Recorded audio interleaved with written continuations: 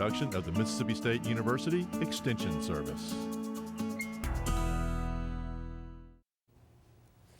Today on Farm Week, May be the time for the Congress to get substantial work done on a new farm bill. More than 3,000 people participated in the open house at the College of Veterinary Medicine at Mississippi State University. In Southern Gardening, tree forms. See how you can take familiar plants and make them new by making them into trees. In the markets, water acres for catfish production continue to shrink. But the outlook for the chicken industry this year gets better and better. In the feature segment, we'll visit what may be the most famous farm brothers on YouTube. The Peterson brothers made a farm video that's collected millions of views, and guess what? They've done it again. I was at a Sonic and I was with my friends, and the song comes on the radio, and I'm like, oh, hey, it's this stupid song again. And I'm like, I'm gonna change the words, make my friends laugh. And so changed the words, and my friends thought it was funny. And so I was like, maybe I'll make a music video out of that.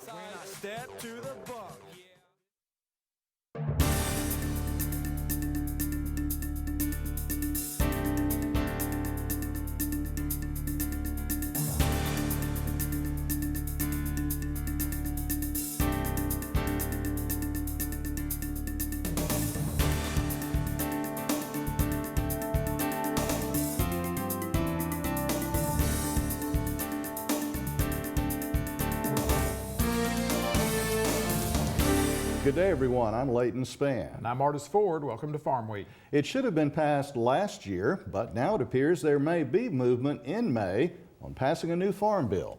Leighton, both houses of Congress indicate that they will mark up their respective versions of the new farm bill this month.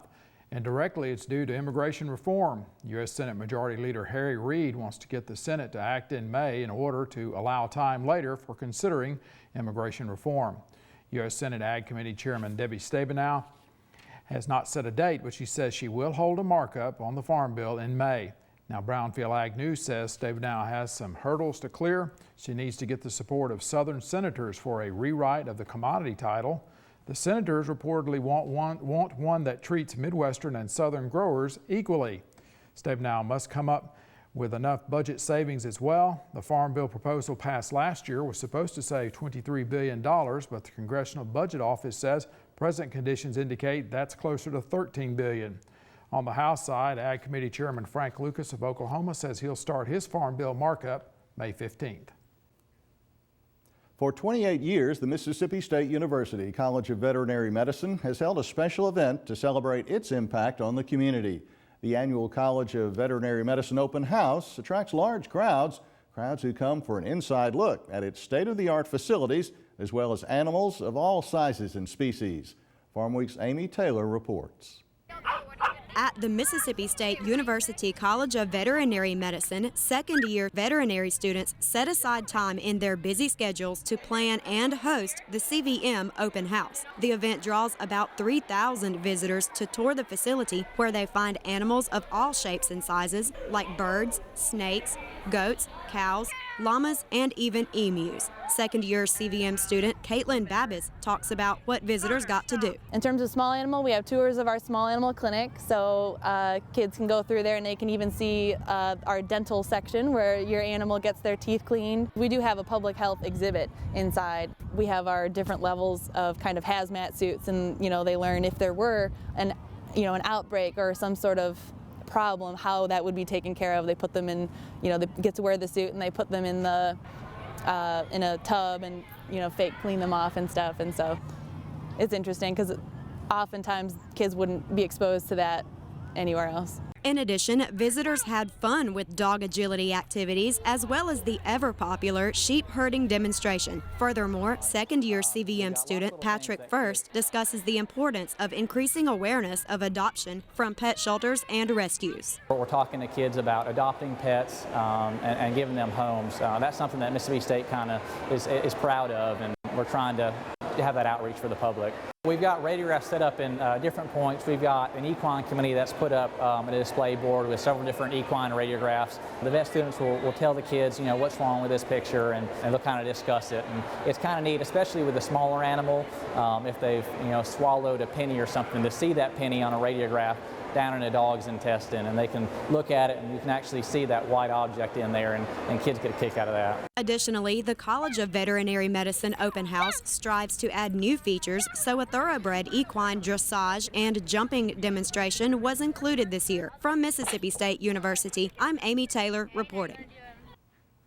As we enter May, let's check on the weekly crop report from the Mississippi Ag Statistics Service in Jackson. This report reflects conditions as of last Sunday, April 28th. Topsoil moisture at that date, 52% surplus, and of course we've gotten more rain this week. Mississippi corn, 84% planted, which is behind for this date, obviously. Mississippi soybeans, normally about half planted at this date, but only 11% as of last Sunday. Mississippi cotton running behind. Cotton needs warm soil temperatures. 21% is the average for last Sunday, 0% so far in the state. Mississippi rice running far behind as well, only 13% planted as of last Sunday. The average for the state is 68%. Well, just when you think you've figured out a plant, someone comes up with an unusual way to display it. In this week's Southern Gardening segment, Extension horticulturist Dr. Gary Bachman shows us some familiar flowering plants exhibited in some unexpected ways.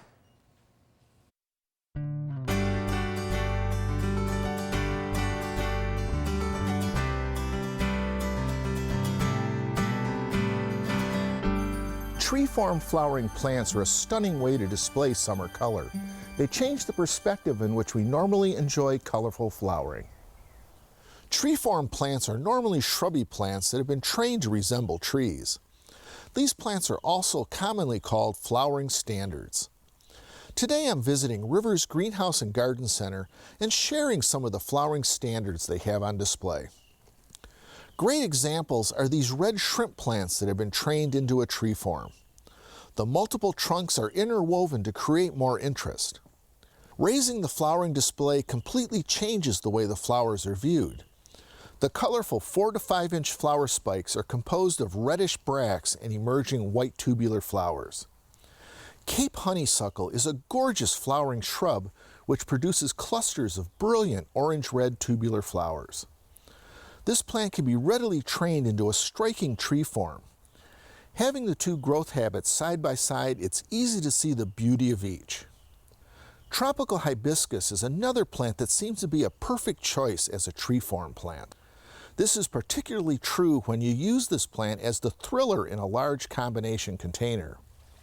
The saffron superbells, diamond frost euphorbia, and velocity and mystic spire salvia are the perfect garden around the base of this tree-form pink tropical hibiscus. Tree-form plants have the potential to be long-lived.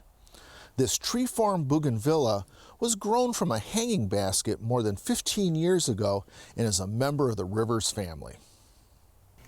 So just like a flag, fly your colors high with tree-form flowering plants.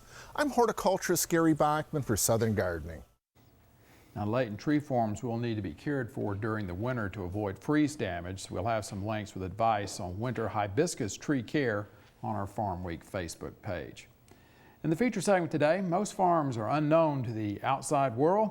That's not the case with the Peterson brothers of Kansas. They've made a farm video which has been seen more than 8 million times. Time now for the markets with Leighton, and the catfish business has been termed an industry of decline this year. It has, Artis, and we'll update that situation in a minute and find out if it's looking any better for fish farmers. Also ahead this week, analysts say the chicken industry may have a banner year. The corn market is reportedly in a downtrend, and higher timber prices are coming, according to one consulting firm. A Wall Street analyst has proclaimed that 2013 could be one of the best years on record for the chicken industry in Mississippi and other states. In a research report, Heather Jones with BB&T Capital Markets notes that feed costs continue to decline, demand for the product has accelerated, and grain production is set to swell. Now, of particular importance, Jones says, is the fact that Mexico has been impacted by avian flu to the point that U.S. producers will be exporting more hatching and breeder eggs to that country. Also, she notes that chicken breast meat is increasing in popularity, and prices for that cut are up 20% compared to only a year ago. An analysis of the catfish market is not as upbeat as that forecast for chicken. Extension Ag economist John Michael Riley answered some questions about aquaculture on Thursday morning. Let's talk about water acres first, John Michael. Where are we now as opposed to where we were a year or two ago? Well, we're continuing to decline in terms of the number of acres out there across the United States and Mississippi as well. Mississippi, 48,600 acres as of January 1st, 2013. That's a 5.1% decline. Nationally, 83,000 acres. That's a 7.1% decline. So obviously, other states in the nation are declining at a faster rate than Mississippi for this past year. But that helped to keep Mississippi's stranglehold in terms of the percentage of the total. 58% of Mississippi, or 58% of the nation is accounted for in this state. We've always been the big fish in the catfish arena, but that started to decline over a number of years, and we've seen just in 2010, 2011, 12, Mississippi has taken back more and more of those total acres. All right, I know last time we talked, especially frozen supplies are still plentiful. Is that still the case, or is that dwindling some, the supply of catfish? Well, they've made a big attempt to get rid of some of that. Obviously, lower prices at the retail level, at the restaurant level, has helped to get rid of some of that inventory. But it is still an issue where there is a lot of supply out there. Even though water acres have been declining, it seems like in the economy that we're in, fish for some people doesn't have a brand. It doesn't have a specific species. So as catfish prices rose, supplies built, and since then they've tried to tone that down a little bit, but we're still working off a pretty high supply frozen-wise. So pond bank prices, the prices for producers haven't really changed much at all since we last talked? They have not. They tanked pretty hard from January to August, September of 12. They've steadied out. Past couple of weeks we have seen about a nickel increase, but nothing major. That was at the same time that feed prices were really ramping up. And I guess the most positive thing, feed prices now are kind of going the other direction. That's right. Feed prices down 14% since August of a year ago. So that's really helped to ease some of the pain, if you will, for our producers. Turning to beef, the Beef Checkoff is now launching a campaign that is a combination of the familiar and the unfamiliar. The tagline is a familiar one: beef, it's what's for dinner, and so is the music of composer Aaron Copland. The unfamiliar will be the voice of actor Garrett Hedlund, who replaces Matthew McConaughey. The campaign is named Above All Else. It is aiming to reach the next generation of beef eaters, the older millennial and Gen Xer. That's the age bracket 25 to 44.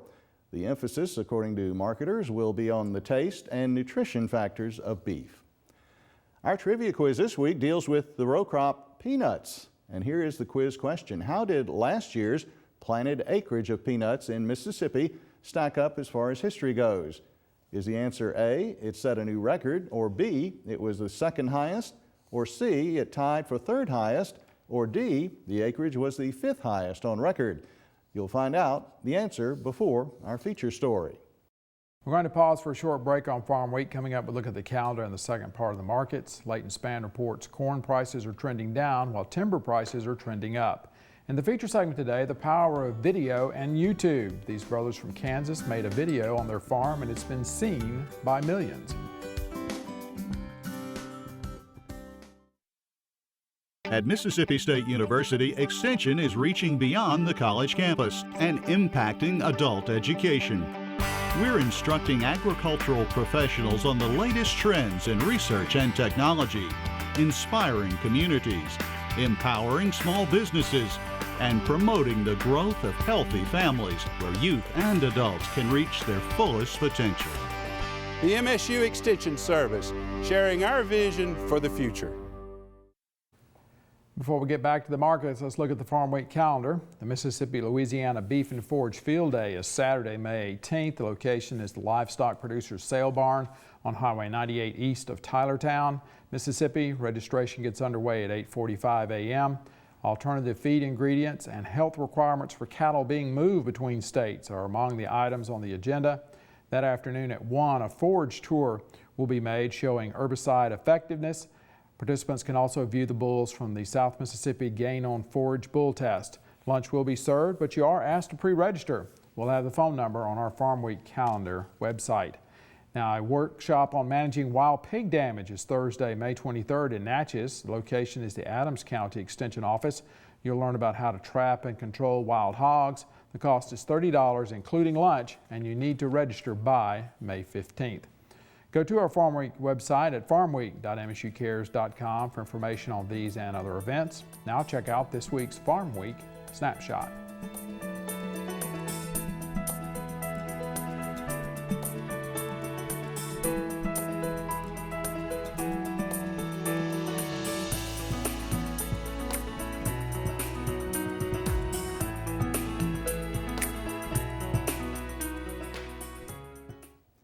The real driver in the corn market as we begin the month of May could well be the ethanol industry, according to many analysts. But on the other end of the spectrum, it could be export business. Trader Tom Fitzenmeyer says exports are, and in his opinion, will continue to be terrible. He is convinced that corn is now in a downtrend. The basis has been continually strong. The basis has been a fooler for people. We've watched that all winter long thinking, well, the basis is high. They're not buying corn. There must not be any. And that's deceived people. If you step back 20 feet from a corn chart and look at it, we've been in a downtrend in that since September, a major downtrend. And I don't see anything that's happening that's gonna stop that. We've got a big crop probably coming on in the fall. Everybody looks ahead and sees that. The funds have bailed out of all these commodities. They have no interest in owning them, and they're big part of the reason why we went up. As long as they're bailing out, the equity markets are strong. They're looking at it and say, well, why do I only want to own commodities? Look at what gold did, another example. Well, we close out the markets with timber. A National Forest Management firm said this week that timber prices for large standing trees are rising off the bottom. Marshall Thomas of F&W Forestry Services in Albany, Georgia, says stumpage prices were mostly up in the southern Pine Belt and elsewhere during the first quarter of this year, 2013. He notes that southern pine lumber prices jumped 36% in the first quarter compared with last year's average. He concludes that that is a sure sign of increasing lumber demand. Now, Thomas admits that while the increase in prices growers are now receiving for trees are not as dramatic as the jump in lumber prices, higher prices for stumpage for standing trees are likely coming. Well, before our feature story on Farm Week, let's stop by trivia for this week's answer. And it is C. That is correct. Last year's Mississippi peanut acreage of 52,000 tied for third place in the record books. U.S. agriculture often struggles to get its message and point of view before the public. It seems that even the best crafted campaigns don't have the effect they wish. Well, in the feature segment today, you'll meet 3 Kansas brothers who put together a music video about their family farm. It's been viewed millions of times on YouTube. How did it happen? Market to Market's Paul Yeager reports. The Kansas prairie is well known for its fields of wheat, soybeans, and irrigation rigs. Tucked into the central part of the Sunflower State near Assyria is a farmstead known around the world. Well, the World Wide Web, that is. What began as a tribute to the beauty of the Kansas landscape quickly escalates into a rap parody, as performed by the Peterson brothers, college senior Greg, college freshman Nathan, and high school junior Kendall. I was at a Sonic and I was with my friends and the song comes on the radio and I'm like, oh, hey, it's this stupid song again. And I'm like, I'm gonna change the words, make my friends laugh. And so changed the words and my friends thought it was funny. And so I was like, maybe I'll make a music video out of that. When I step to the bar, yeah, this is what I see. All the hungry cattle are staring at me. I got passion. That springtime idea, inspired by LMFAO's Sexy and I Know It, became the summer sensation, I'm farming and I grow it. I'm farming and I grow it. I love being out here in the open. I think there's no better place to live than out here in the country. I love it. Greg started scripting and scouting locations for his music video. Realizing he was going to need some help, he enlisted the assistance of his 2 brothers to co-star in the project. albeit reluctantly at first. It took a little more motivation to actually film it and stuff, because we'd film like after work when we were done, and you know, we'd be tired, and so me and Kendall, he'd have to do a little more convincing, but you know, once we got going, it was a lot of fun. Crew calls for the aspiring filmmakers sometimes came before sunrise to maximize good light opportunities and workday commitments. The boy's sister, Laura, also played a vital role, running the camera on some of the more memorable shots. I tell Laura, okay, you know, make sure we're in the shot, or, you know, okay, I want you to pan from left to right. She was kind of so I could be two places at once, and then we'd just act it out, and we'd take 2 or 3 shots to make sure we had a good one, and it took 3 weeks. Greg Peterson says the goal was to educate others about what he and his family do on their farm. We're hoping we'd make it good enough that our Facebook friends would want to watch it. You know, I've got friends from the city who don't know anything about farming. This is how I roll. Without me, the world be out of control. The video was posted on Facebook and Twitter, and seemingly overnight, it went viral. By late in the summer, the video had been watched nearly 7 million times. It's been pretty crazy. Just kind of weird that that they know us, because we feel like normal people still, and we try to act like normal people still, the way everyone's connected. And I think it's important for agriculture to be part of that, because we're really a main part of social life and just life everywhere, and people need to know about it. I'm farming and I grow it. Local news outlets helped spread the story. That led to an appearance on Fox News, which flew the entire family to New York City. New York. Like Dorothy, the boys realized they weren't in Kansas anymore when they visited Times Square. It's not like we're just in the middle of Kansas anymore doing our daily stuff. It's almost a little bit bigger and different. So. When we were in New York for that interview, we had one guy while we were out touring, and he said, "Hey, aren't you guys the ones that are on Fox News this morning?" And that was when we were really just kind of blown away. And that was the only time in New York that someone recognized us, which was okay with us. There's nothing quite like the days leading up to a wheat harvest in central Kansas. The Farming and I Grow It video was not the boys' first attempt at educating others about agriculture. Previous videos showcased the family in various farming activity, but it was the use of social media that took these rural landscapes and exposed them to viewers all over the world. There is a huge misconception among the American consumer about what goes on in agriculture. People don't understand where their food comes from. They don't understand how their food is produced. And videos such as what the Peterson brothers have done do an excellent job of giving the American public just a glimpse, just a small look into the life of a farmer, in this case a Kansas grain farmer and livestock producer. And they've done a wonderful job of exposing themselves to the world and their operation to the world. Greg, a student at Kansas State University, is majoring in agricultural communications. He's not sure what he was going to do with that degree, but he may help others now learn how to make a viral video.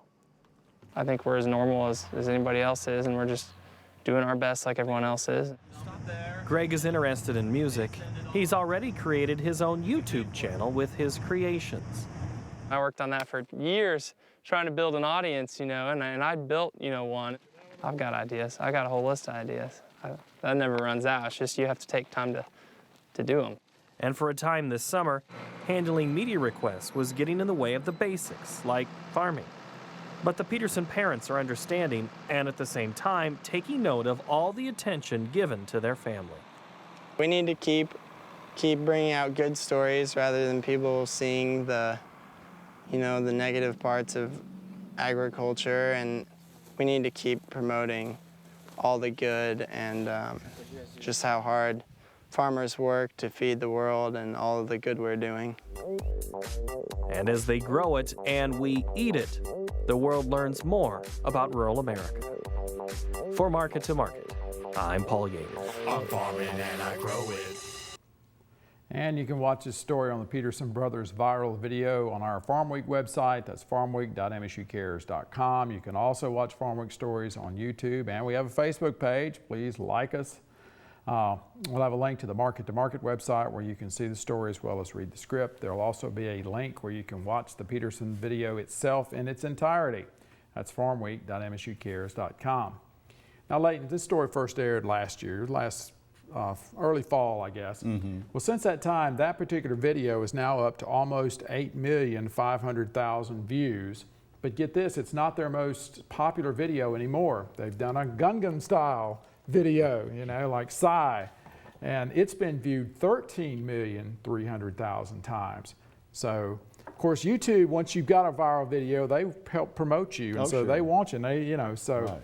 But they still, the numbers are amazing. They have the technique right now. Well, we are at the end of Farm Week for this week. On our next show, reaching not for the skies, but the ground. Mississippi State University is developing a network of farms which can demonstrate scientifically proven conservation techniques. These aren't experiments, they're being used by commercial farms. We'll have a report from the recent state land judging contest. Sound dull? Well, there's more to it than meets the eye. In Southern gardening, tropicals. They love our climate and they give us great summer color. For the rest of the Farm Week crew, I'm Artis Ford. And I'm Leighton Spann. Thanks for watching. We'll see you next week.